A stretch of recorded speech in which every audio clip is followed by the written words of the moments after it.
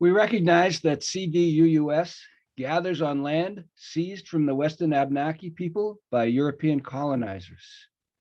We respect the Abenaki spiritual relationship to the land and waters of the Champlain Valley. We are committed to building a peaceful and more just relationship with them and to promoting knowledge about their history and culture.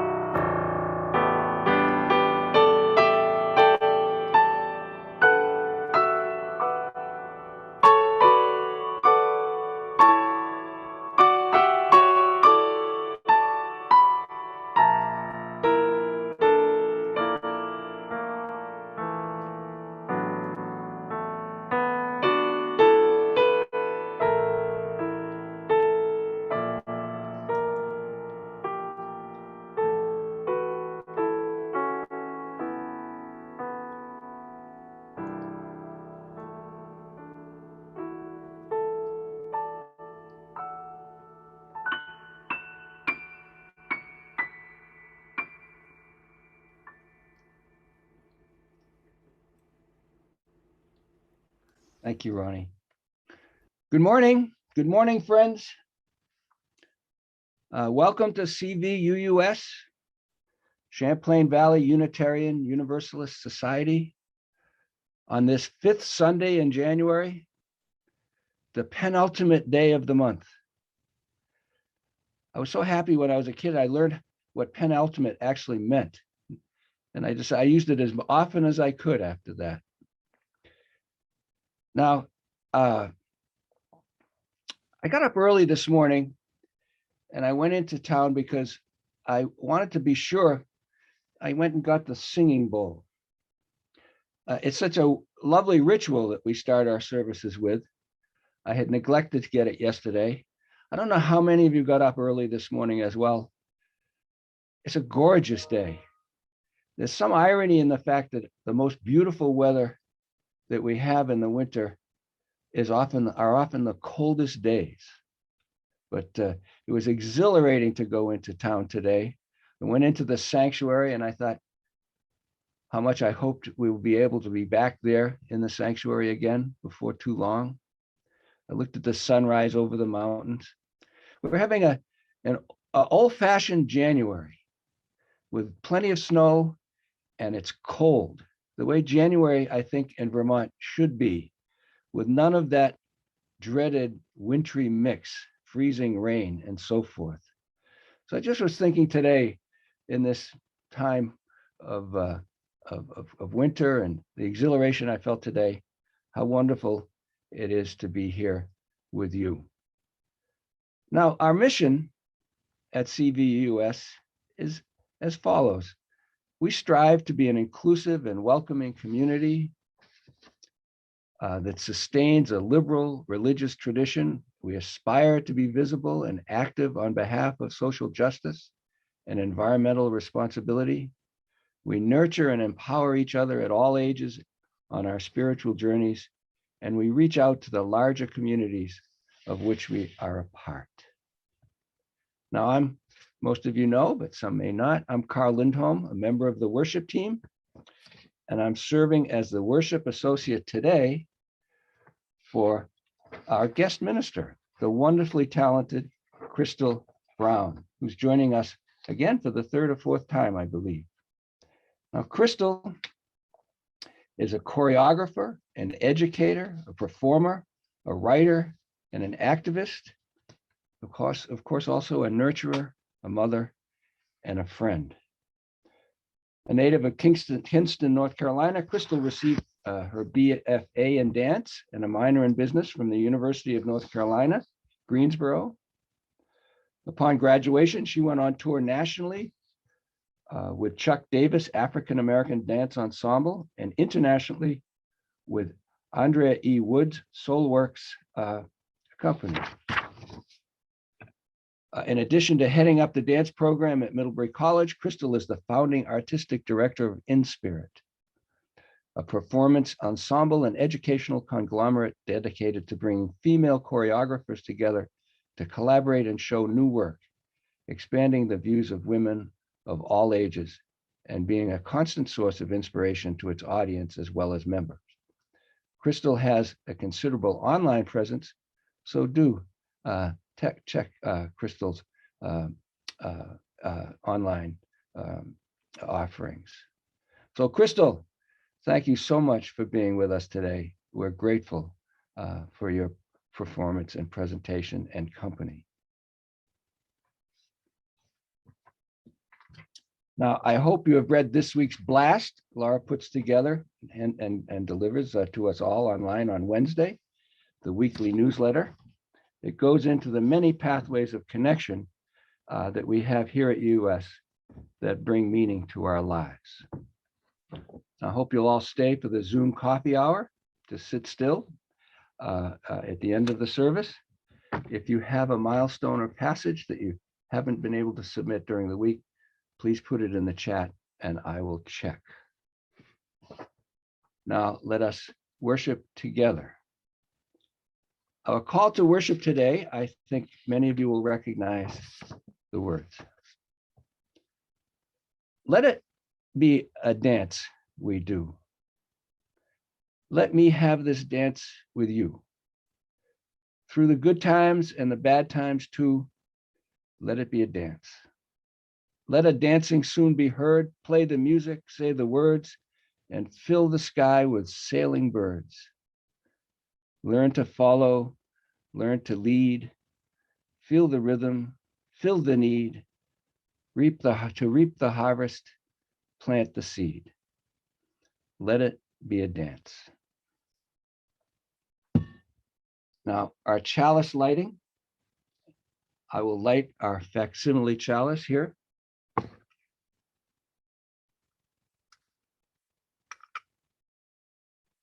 And I'll ask you to read the words on your screen along with me. Life's sacred dance. We light this chalice in honor of life's sacred dance of living and dying. May its flame remind us of those who have passed to us fragments of holiness. May it remind us that we too are participants in the dance.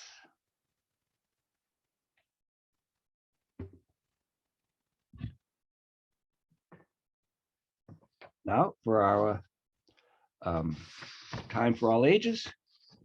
Crystal, you're on.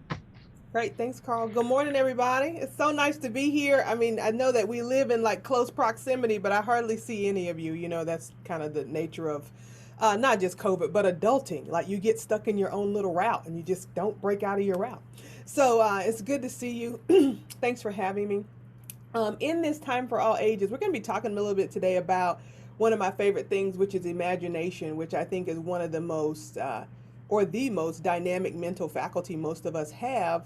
We just forget to use it, or we use it for, worst case scenario planning. That's really what we use our imagination for as we get into adulting. So today I want to just check in with you. Many of you know I have a practice a coaching practice that's really based on vision. And here's how we always start. There's a mantra that we have that says a lot of things happened before this, And I guarantee a lot of things will happen after this. But I promise to be here with you now. Please be here with me now. Now, I'm going to assume that you all logged in from a safe place this morning, and I'm going to ask you that if you trust the surroundings in your immediate vicinity not to change, to let the lids of your eyes close. And if you have a desk or a lap in front of you, let the backs of your hands fall and rest on that lap. In these next couple minutes, I want you to think about tuning in, tracking your takeaways, and positioning yourself for transformation. Take a deep breath in through your nose, take in as much as you can, then exhale as slowly as you can through the mouth like you're blowing through a straw.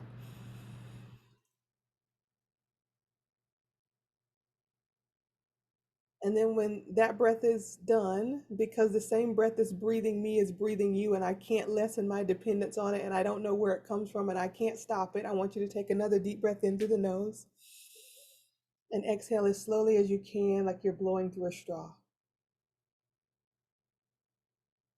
Now, when that breath is complete, stay where you are, leave the lids of your eyes closed, and I want you to think about what's going to happen in the future of your design. So today is January 30th, 2022. I'm going to ask you to jump to January 30th, 2024. Maybe we're going to be in Burlington, maybe we're going to be in the center of town, but you and I are going to run into each other just one-on-one. And I'm going to ask you how things are going. And because everyone's mic is muted right now, you can answer out loud.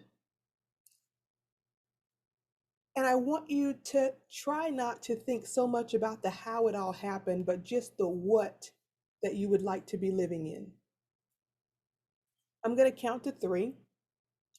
And when I get to the number 3, I want you to open your eyes and we're going to have a conversation, just you and me back and forth. This is 1. This is 2. This is 3. Oh my God! I have not seen you in 2 years. How have you been? Good. I mean, you look amazing. I don't know what you're doing, but you look amazing. Yeah. Thank you. Thank you. Thank you. Yeah. Thank you. And so, I mean, where are you headed? What's going on? Uh-huh. Is this something that's become a part of your daily routine, or is this a new thing you're creating? What's happening?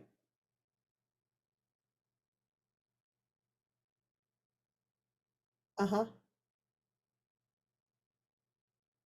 Well, I just got to tell you that life looks good on you, my friend. And I hope I run into you sooner than 2 more years. Take a second. Come back to your immediate surroundings. Let the lids of your eyes close. Take another deep breath in through your nose. Exhale slowly through the mouth like you're blowing through a straw. Bring yourself back to this present moment. Think about the place you may have or may not have allowed yourself to just go. What may be those barriers? And I promise we're going to check in about that when we come back into the message for today. Thank you, Crystal. Now's the time in our service for the offering, when we express materially our appreciation for this inclusive and welcoming community that sustains a liberal religious tradition. As you know, each month we share our offering with an organization working for the common good in our community and the world. For the previous 4 Sundays in January, our donee was the UNICEF vaccination effort. And today, our special donee is the Rokeby Museum, not far away from us here, I think up in North Ferrisburg. From 1793 to 1961, Rokeby was the home to 4 generations of Robinsons, a remarkable family of Quakers, farmers, abolitionists, artists, and authors. Today, the Robinson family's home is a National Historic Landmark designated for exceptional underground its exceptional underground railroad history. I've been to a number of events at Rokeby. I'll be looking forward to going to more, especially as the pandemic lifts. It's an inspiring place. So now Warani plays music that encourages generous giving. Please follow the directions on your screen.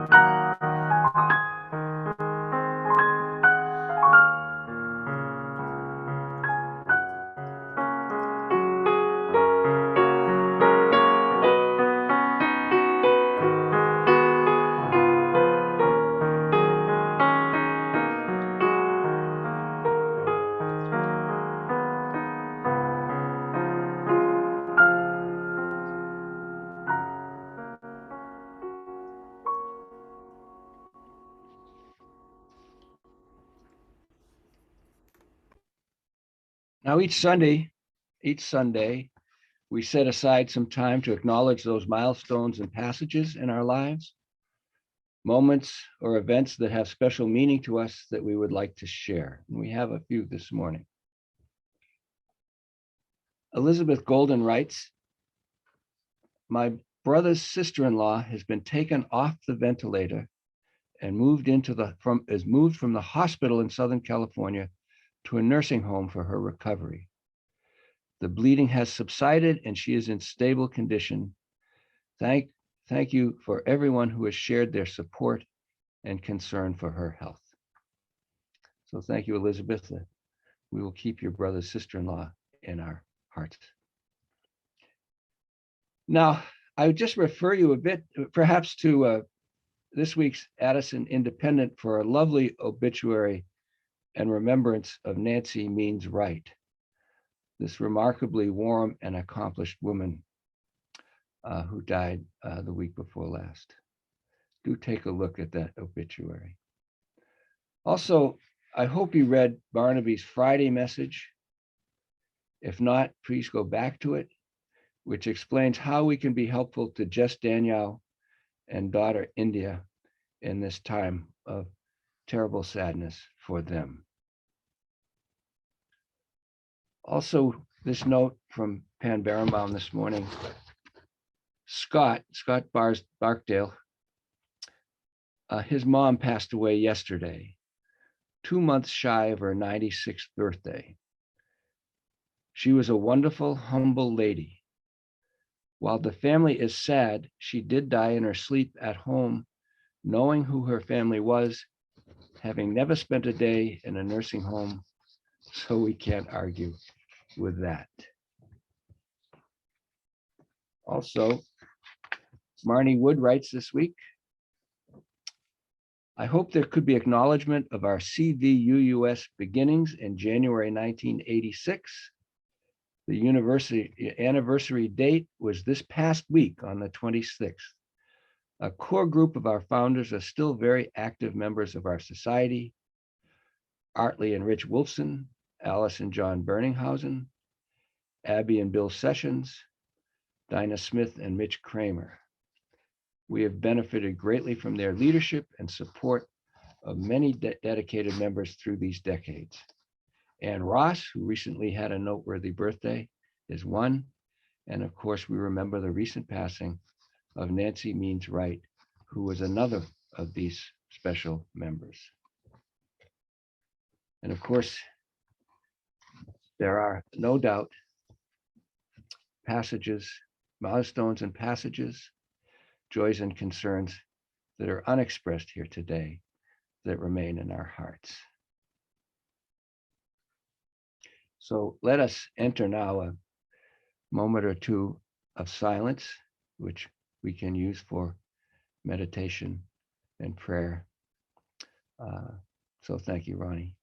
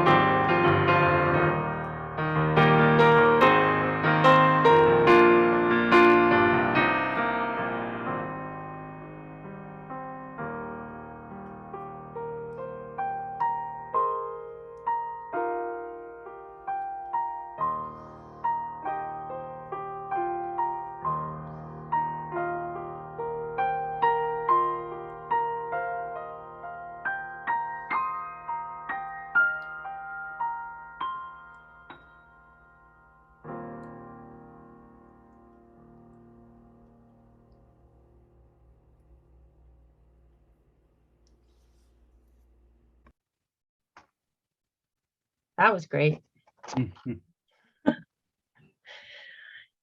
A poem by UU minister Teresa Soto, Reversals of Fortune. People wake up to ordinary days all the time.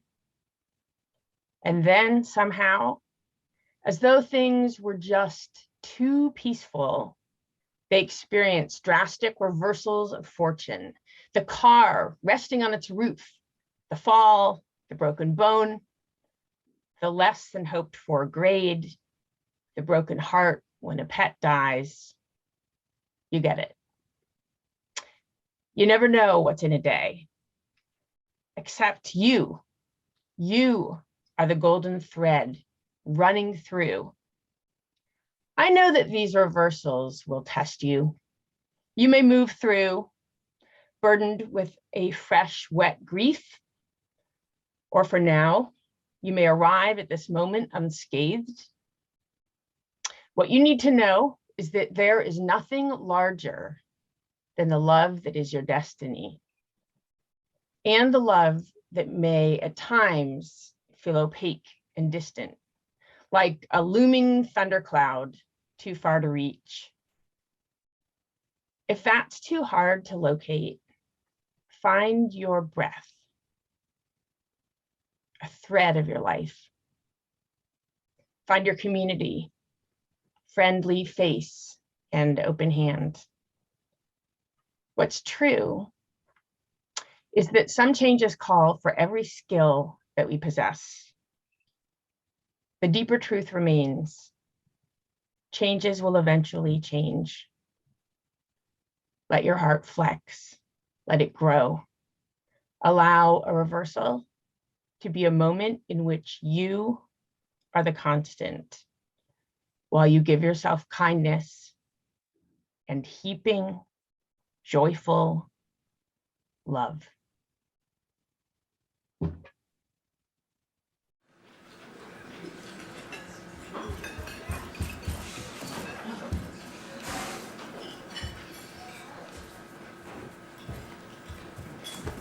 Oh God, thank you.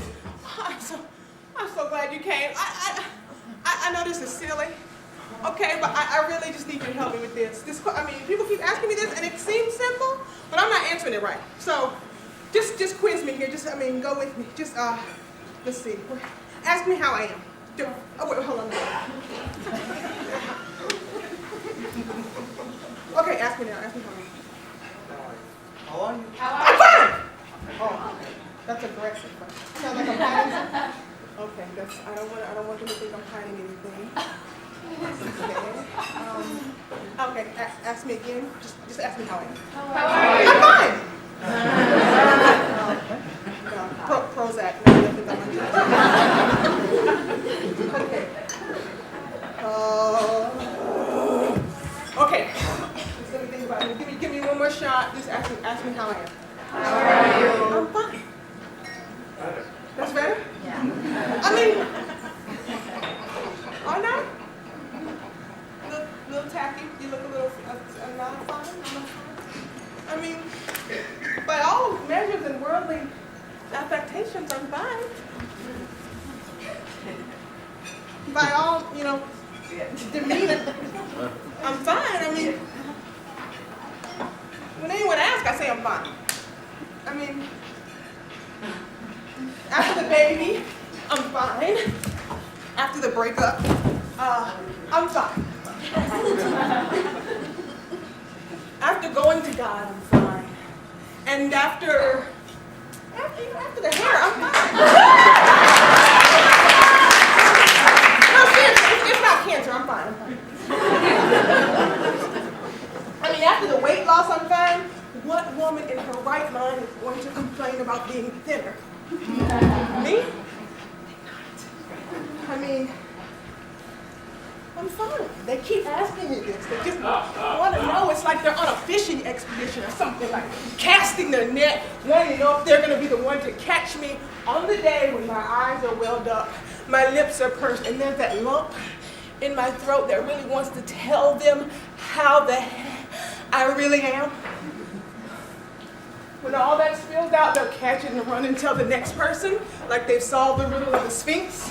But I am fine. Trust me on this. I'm fine. I mean, Don't we all hit a little rough patch? Yeah? Take a little trip to the dark side. Determine how long we're going to linger in the unrest. But I have started to chart my way down the road to recover me. And have stayed my last night at the Lost My Way Motel. I've paid my bill. I've cleared my pay-per-view account. I have collected a plethora of soaps and shampoos. And I've had my last continental breakfast with Jessica. You know, housekeeper slash front door clerk slash confidant.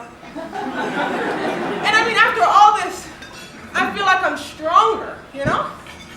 I'm stronger, I'm humble, I'm vulnerable. Sometimes I'm a little overwhelmed. God knows I'm in need of a new pair of jeans.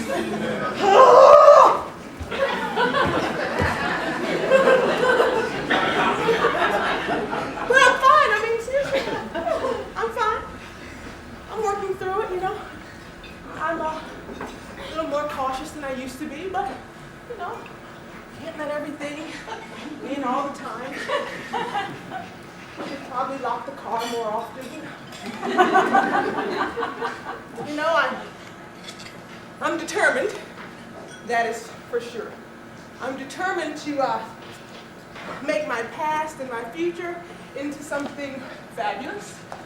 I am determined to refurbish my present with a couple coats of joy, a few new perspectives, and a badge on the front door that says perseverance. I am forgiving, I'm faithful, I'm free, and in my opinion, ain't I fine?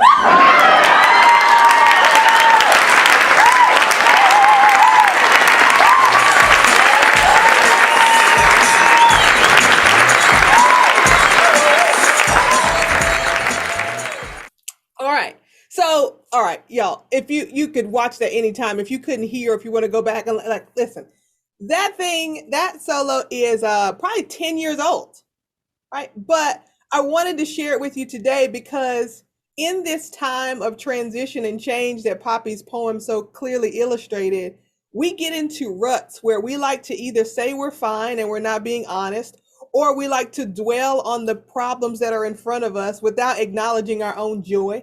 And today, I really want to jump back and talk to you about how we use imagination as an antidote for disappointment. Right? And so many of you, when we started that opening exercise for a time of all ages, how many of you found yourself talking back to the screen? Just raise your real hand. I can see you all. Good. And then how many of you were like, I don't really know about this. I mean, I don't know if I can get 2 years ahead. I can barely get 2 minutes in the future. Yeah, that's good. Yeah, you're right. So here's the thing.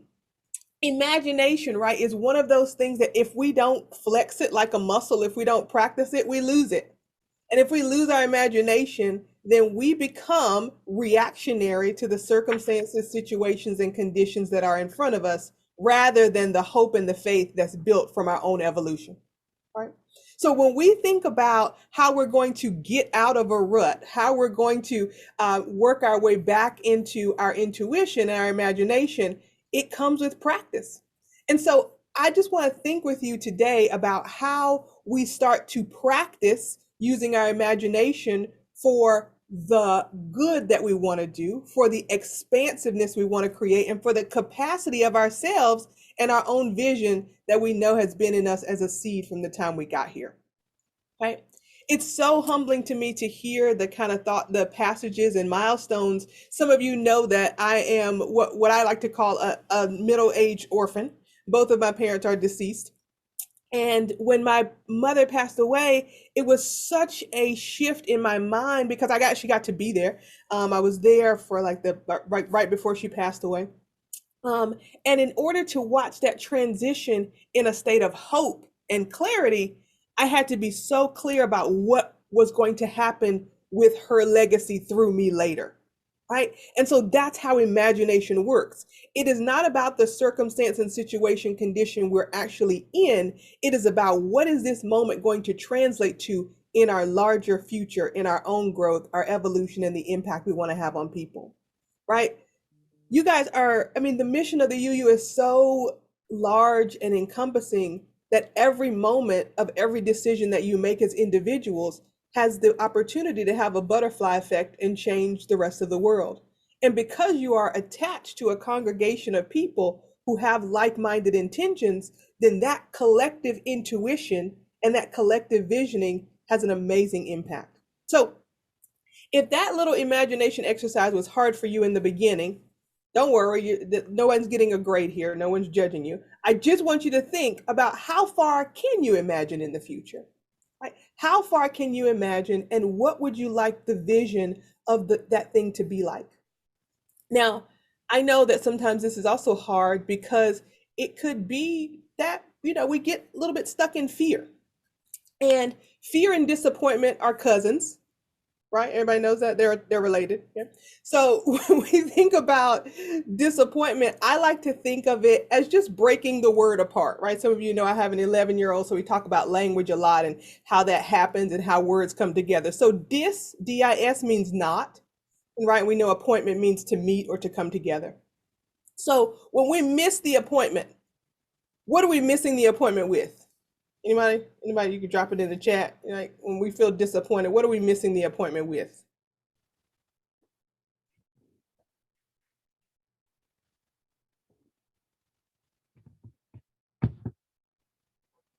Ourselves, our intention, yeah. Expectation, yeah,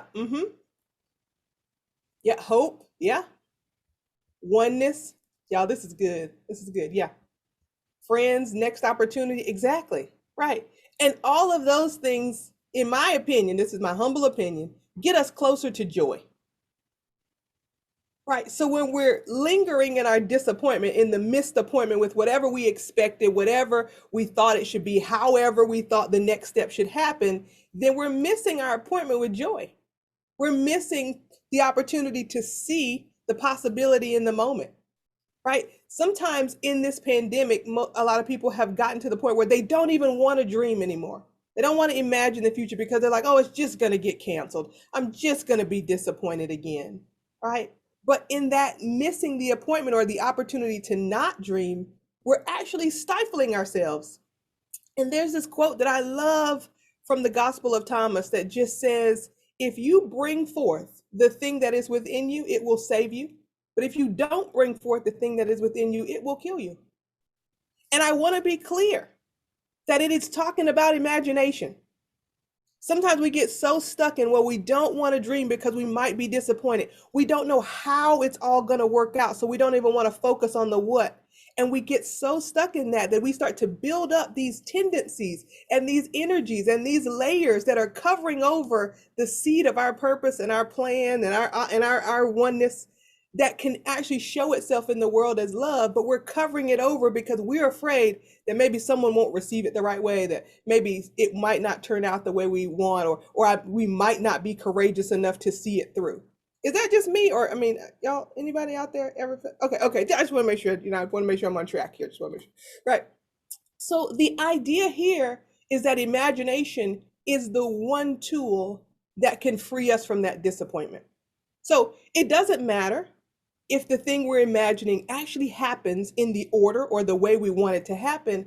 It matters that we participate in the action of imagining, right?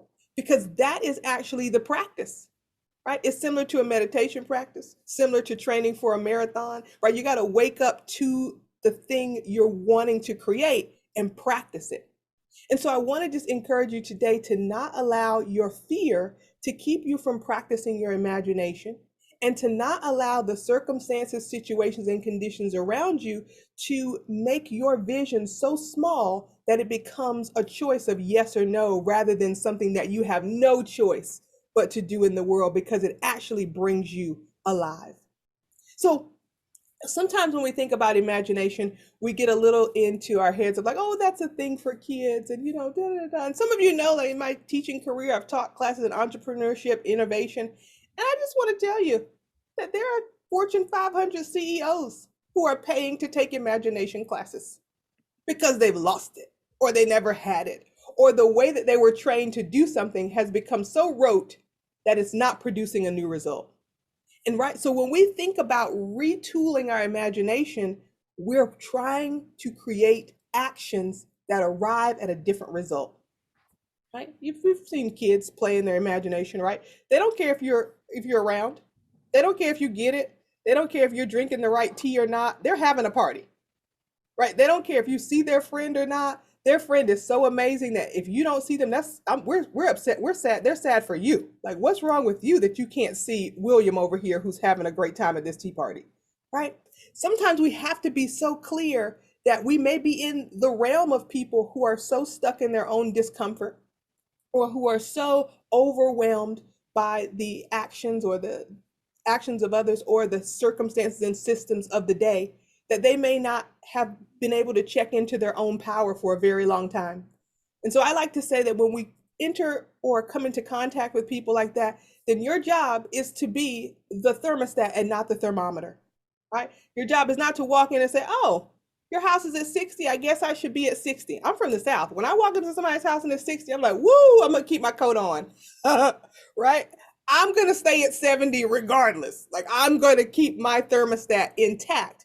That thermostat is not just my physical temperature, it's my spiritual temperature, it's my emotional temperature. It's the fact that I regard myself, my intuition, and my imagination in such precious nature that I can't let someone else's thermostat turn me up or down. I can't fluctuate with the sign of the times or someone else's mood, right? And so that's kind of the practice of instilling our own vision into the life we're living, because we're doing it moment by design. And when we fall victim to someone else's thermostat, then that's a default, right? That's a default. That's not a design. That's like, oh, I didn't have any other choice but to be at 60 because they were at 60. We always have a choice, right? We always have a choice. In my faith community, many people are like, oh, we got to go back to church on Zoom. Oh my goodness, right? And I know people have mixed responses about it, but it's like, yo, what if Zoom didn't even exist? People would be isolated in their homes, right? Without a practice, without connection, right? And so I want to just bring this into your remembering as well, that thoughts become things. This thing we're on, this Zoom platform, was somebody's idea, right? And so you all also have ideas. And ideas are what generate the frequency of your existence in the world. Thoughts become feelings, feelings become actions, actions yield a result, and the result is the life you're living. So if we're constantly saturating our mind with what could have been, or what's not right, or how we would like it to be, it's never going to measure up. We got to saturate our minds with what we would love, who we would like to be, how we would like to communicate, and that becomes your norm. And that's the practice that imagination continues to push us to. Now, imagination, the result of imagination is the platform for faith. Because faith and imagination sometimes have the same definition. Faith is the evidence of things unseen. In your imagination, if it's not seen by other people, then it's just you seeing it, right? So you have to actually build the intuitive muscle to trust yourself enough to act on something that other people can't see. And so this might sound to you like I'm overly simplifying this. Story of my life. This is the gift that God gave me to do. I think of things, I put them in my body, I make up language about them, I put them on stage for people to watch, right? And then they believe it, right? It's not until it comes to life in front of someone that it actually becomes real for other people, when it's been real in my mind for many years, right? For those of you who don't know, most performing artists, maybe Ronnie would understand this a little closer, right? But most performing artists spend months, sometimes years, creating something for people to see it for 15 minutes, right? Imagine Someone's been stretching their leg for 20 years and you see it one time, right? For someone to build up that type of resolve to keep showing up to the thing that they know is real, that they know they're called to do, that is a intuitive marriage of intuition, imagination, and the practice of faith. So I want to encourage y'all this week, and for, as much as you can, to continue to imagine yourself as who you know you're becoming in the place you would like to have the greatest impact, and to not just wait until all the circumstances, situations, and conditions are ripe for that to come to fruition, but to step into it right now with your full courage, your full heart, and your full imagination. Nice to be with you. All right. Well, it's time to sing. Everybody ready to sing? Yeah, great. Okay, good. I think we've got words for this, right? Is that right, Margie? Am I just talking into the void? Okay, good. Yeah, it's a great one.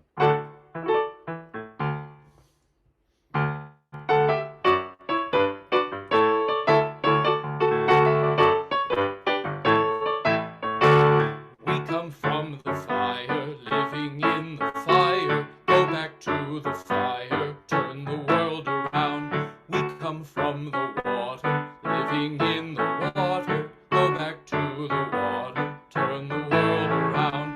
We come from the mountain, living on the mountain. Go back to the mountain, turn the world around. Whoa, so is life.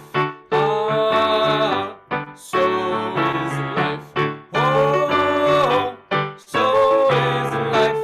Ah, so is life. Do you know who I am? Do I know who you are? See we one another clearly. Do we know who we are? Do you know who I am? Do you know who you are? See we one another clearly. Do we know who we are? Do you know who I am? Do you know who you are? See we one another clearly. Do we know who we are? Whoa, so is life a batiwa. So is life. Whoa, so is life a batiwa. So is life. Water makes the river wash the mountain. Fire make the sunlight turn the world around. Heart is of the river, body is the mountain. Spirit is the sunlight, turn the world around. We are of the Spirit, truly of the Spirit. Only can the Spirit turn the world around. Oh, so is life about you. So is life. Whoa, so is life about you. So is life. Whoa, so is life about you. So is life. Whoa, so is life about you. So is life. Whoa, so is life about you. So is life. Whoa, so is life about you. So is life.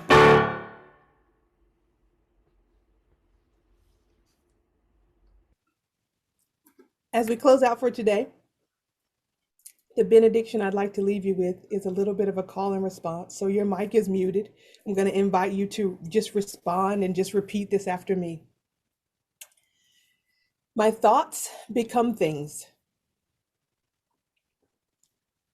Thoughts will equal feelings. Feelings will cause me to take action. My action will yield a result. And that result will not only be my life, but the legacy I leave for others.